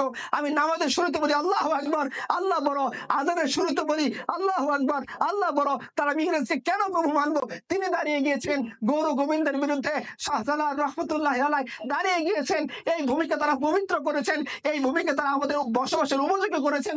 একটা সময় মেয়েদেরকে বুক ঢাকার জন্য কর দিতে হইতো, সেই দুর্বিষহ অবস্থা থেকে তারা মুক্ত করেছেন। আমাদেরকে বলা হয় রাজা রামমোহন রায় সতীদাহ প্রথা নিবারণ করছেন। না, রাজা রামমোহন রায়ের আগে সম্রাট শাহজাহান আমল থেকে এই সতীদাহ প্রথার উপরে কড়াকড়ি ছিল, এগুলো তারা বন্ধ করেছেন। এই ভূমিকে তারা তারা কি সবুজ নির্মল নিঃশ্বাস নেওয়ার জন্য তারা সুযোগ করে দিয়েছেন। আর আজকে আমরা ওই পূর্বপুরুষের ইতিহাস বিক্রি করে শুধু খেতে পছন্দ করি। এই জন্য ইকবাল খুব আক্ষেপ দিয়ে বলেছিলেন, তুঝে আবা সে আপনি কোই নিসবত কো नहीं सकते कि तू गुफ्तार ও কিরদার তু সাবিত ও সাইয়ারা, যে তোমার সাথে তোমার পূর্বপুরুষের কোনো ধরনের সম্পর্ক হতে পারে না। আর তুমি তো কাজ করার নামে নিকম্মা, তুমি অলস, তুমি কর্মমুখর না। ওরা কাজ করেছেন, আর তাদেরও তো পরিবার ছিল। শাহজালাল ইয়ামানির পরিবার ছিল না? শরীয়তুল্লাহ রহমতুল্লাহি আলাইহি তাদের পরিবার ছিল না? তিতুমির রহমতুল্লাহি আলাইহি তাদের পরিবার ছিল না?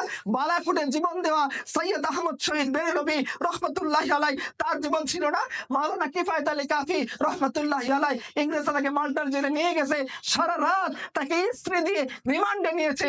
এই বুড়া, তার বয়স 70 বেশি ছিল, এই বৃদ্ধ, এই বয়োবৃদ্ধ আলিউদ্দিনকে যখন তাকে নিয়ে যাচ্ছে যে তোমাকে ফাঁসি দেওয়া হবে, এই বুড়ার হাত বাঁধা, বুড়া হাসতেছেন, বলতেছেন লব্বে বাম ভি পুকারা সরদার ভি সদা দে হাম কাহা কাহা না পৌঁছা তেরা দিন কি লাগান মে। আল্লাহকে বলতেছে আল্লাহ, যে আমার জীবন পুরোটাই তোমার জন্য দিয়ে দিয়েছি, যে হায়াত তুমি দিয়েছিলা পুরোটাই তোমার জন্য দিয়েছি। আল্লাহ তুমি দেখো, তোমার দিনের জন্য আমি ফাঁসির কাষ্ট পর্যন্ত পৌঁছাইছি। আমি আখ্যান করতেছি না, কারণ আমার মৃত্যু কেমন হচ্ছে ওই যায়েদ ইবনে দাসিরা, হুমায়ুন আদি, তাদের জীবন কেমন হয়েছিল মৃত্যুর আগে তারাও বলতেছেন ওয়ালাস্তু বালিহিনা কুতাল মুসলিমান আলা আইয়ি জানবিন কানা লিল্লাহি মাসরাই ওয়া যালিকা ফি যাতিল ইলাহি ইয়াশা ওয়া ইবারিক আলা সালিহিন মিন মুমাজ্জাই। তারা অনুপ্রেরণা নিচ্ছেন যে আমাদের আগে শুধু কুরবানি তো আমরা করিনি, এই যায়েদ ইবনে দাসিনা, হুমায়ুন আদি, তাদের তো সংসার ছিল, তাদের পরিবার ছিল। মৃত্যুর আগে দিনের জন্য তারা যখন মারা যাচ্ছেন, তাদেরকে যখন শহীদ করে দেওয়া হচ্ছে, তারা কেউ বাচ্চার কথা চিন্তা করে কাঁদছেন না, ব্যবসার কথা চিন্তা করে কাঁদছেন না, দুনিয়ার কোনো কিছু চিন্তা করে কাঁদছেন না। তারা বলতেছে আল্লাহ এমন অবস্থায় মারা যাচ্ছে, আমি মুসলিম, আর আমি যদি এই অবস্থায় মারা যেতে পারি তুমি আমার প্রত্যেকটা গোস্তের টুকটার মধ্যে বরকত দিয়ে দিবা। মাওলানা কিফায়েত আলী কাফির মতো মোরা এই খয়রাবাদের মতো তার বংশধর আলেম, তারা যদি নিজের জীবনকে আল্লাহর দিনের জন্য দিয়ে দিতে পারেন, এই ভূখণ্ডের তো তারা মানুষ, এই জমিনের তো তারা মানুষ, তাদেরও পরিবার আছে, তাদেরও ব্যবসা আছে, তাদেরও খানদান আছে, তাদের তো চিন্তা আছে তাদের নাতি কিভাবে 3 পুরুষ বসে বসে খাবে। এই সমস্ত ইচ্ছাকে কুরবানি করে নিজের জীবনটাকে দিয়ে দিয়েছে। কেন? ওই একটা কারণে ওয়াক্তে ফুরসত হে কাহা কাম আবি বাকি হ্যায় নূরে তাওহীদ কা ইতমাম আবি বাকি হ্যায়। একটা উদ্দেশ্য যে সব আখি গুরিজা হোগা জালওয়ায়ে খুরশিদ সে এ চমন মামুর হোগা নগমায়ে তাওহীদ সে। একদিন এমন সময় আসবে যখন সূর্য উঠে গেলে পুরো দুনিয়া আলোকিত হয়, এই দিনের আলোয় পুরো দুনিয়া আলোকিত হবে। সেই একটা তামান্না দিলের ভিতরে নিয়ে কিভাবে সমস্ত জমিনের মধ্যে সমস্ত কুফরি শক্তির উপরে আল্লাহ দিন গালিব হয়, কিভাবে সমস্ত বাতিল মতাদর্শের উপরে আল্লাহর দেওয়া মতাদর্শ গালিব হয়, কিভাবে জমিনের মধ্যে থেকে সমস্ত জুলুমের সিস্টেম ভেঙে দিয়ে ন্যায় আদল এবং ইনসাফের সিস্টেম ইসলাম কায়েম হয়। এই একটা টেন্ডেন্সি তাদের মধ্যে ছিল, একদিন হবে। কারণ কি নিকাল কার সাহারা আছে जिसने रोमा की सल्तनत को उलट दिया था, सुना है कुदसियों से मैंने कि वो शेर फेर হুঁশিয়ার হোগা। আল্লাহ রাসূল বলেন আমার উম্মত দাঁড়ায় যাবে, কেউ তাদের পরাস্ত করতে পারবে না। তারা লড়াই করতে করতে ওই ঈসা ইবনে মাসিহ ঈসা মাসিহ আলাইহিস সালামের সাথে মিলিত হবে, দাজ্জালকে তারা হত্যা করবে, কেউ তাদের পরাজিত করতে পারবে না। এই যে দলপন্থী জামাত, এটার সাথে একত্রিত হওয়ার জন্য এই বুড়ারা, এই জওয়ানরা, আপনারা বাহাদুর শাহ জাফর রহমতুল্লাহ আলাইহির কথা জানেন। বাহাদুর শাহ জাফর রহমতুল্লাহ আলাইহি 1857 সালের মহাবিপ্লবের একজন বড় সেনানী ছিলেন। তিনি যখন যুদ্ধের মধ্যে ইংরেজের সাথে পরাজিত হলেন, তার ছেলের 2টা কর্তৃত্ব মস্তক তার সামনে হাজির করা হয়েছে। বাহাদুর শাহ জাফর কেঁদে বলতেছিলেন বাত করনি মুঝে মুশকিল কবি ऐसे तो न थी जैसे अब है तेरा महफिल कभी ऐसे तो न थी।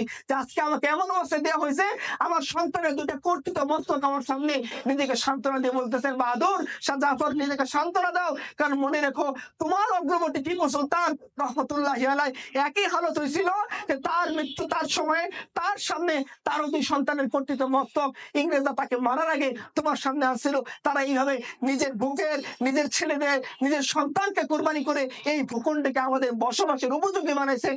আজকে এই ভূখণ্ড আবার বসবাসের অনুপযোগী হয়েছে।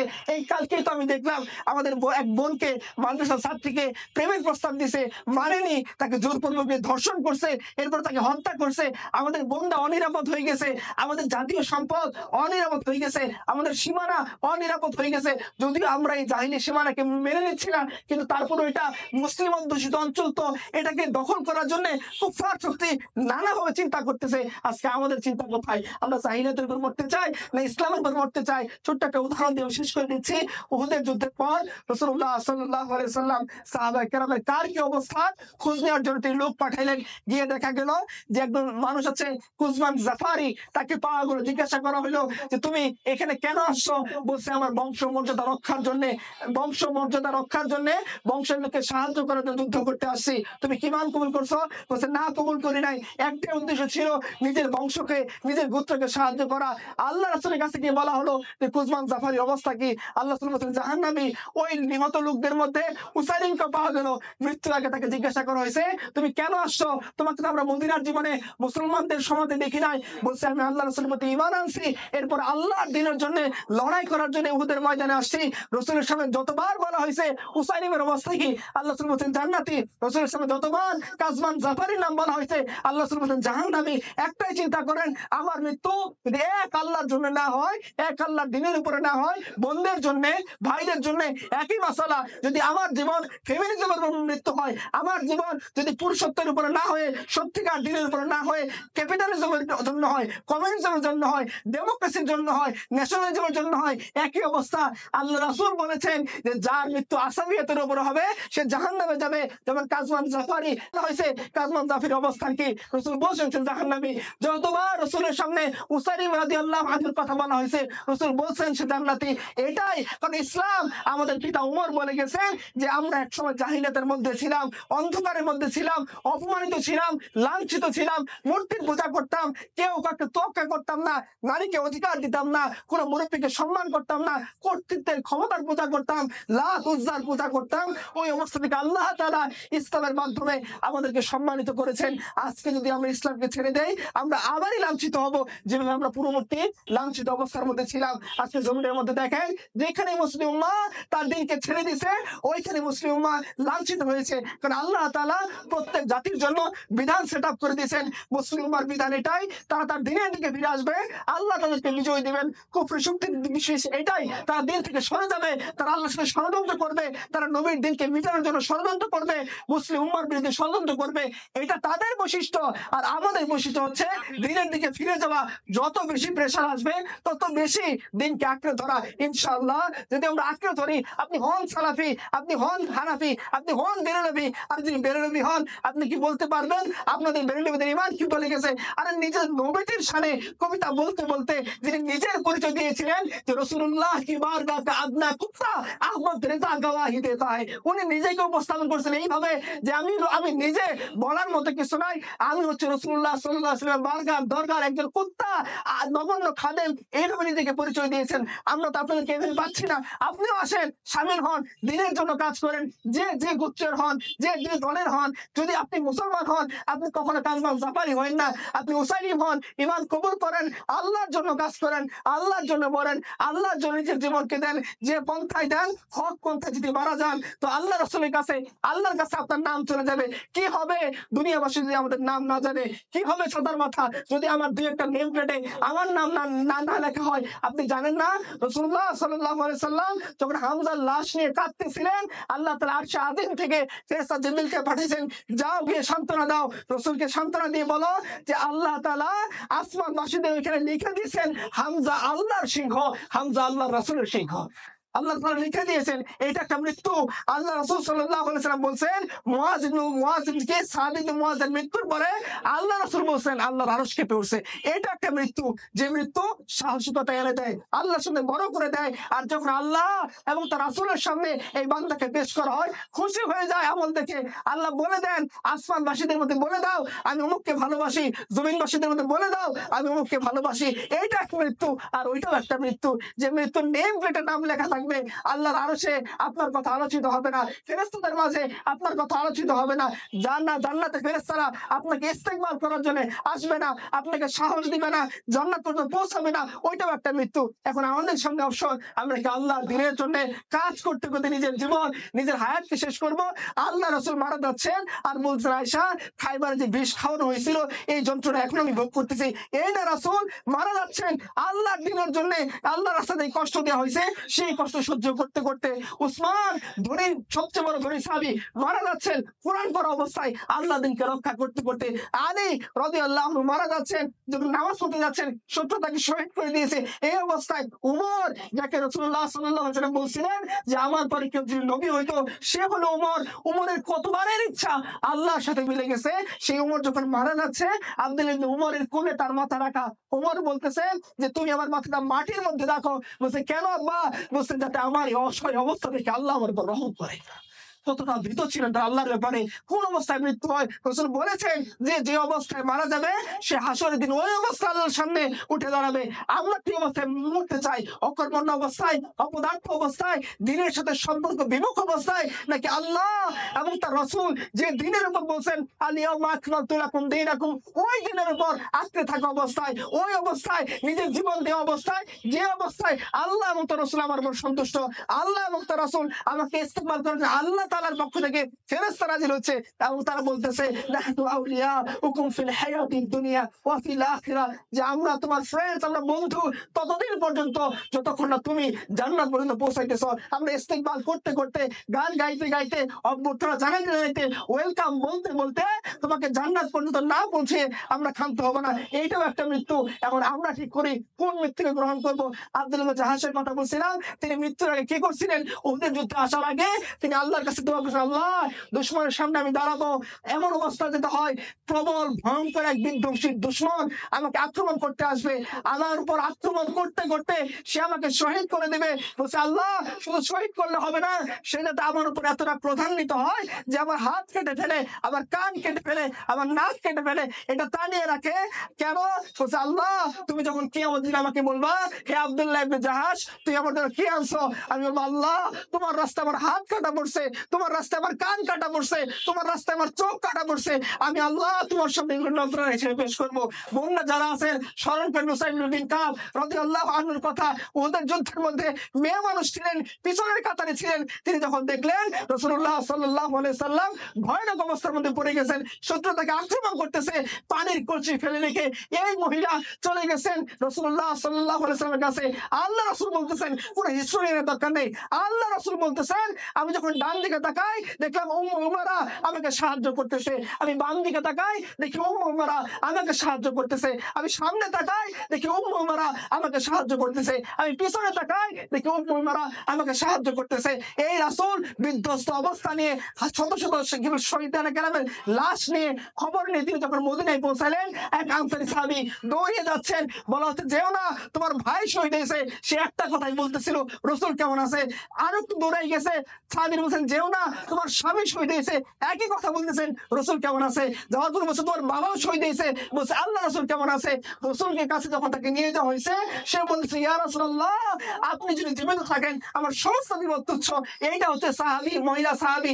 আজকে আপনি জুয়েলারি পান নাই এজন্য রাগা দিতে শুরু করে দিয়েছেন, আপনার স্বামী আপনার দিনের জন্য কাজ করতে গিয়ে আপনাকে সময় দিতে পারে নাই এই জন্য আপনি রাগান্বিত হয়ে গিয়েছেন, আপনাকে ব্যবসা করতে দেয় নাই, ফেমিনিজমের বিষ বাষ্পের মধ্যে আক্রান্ত হয়ে আপনি আজকে পরিবারের মধ্যে বিশৃঙ্খলা সৃষ্টি করতেছেন।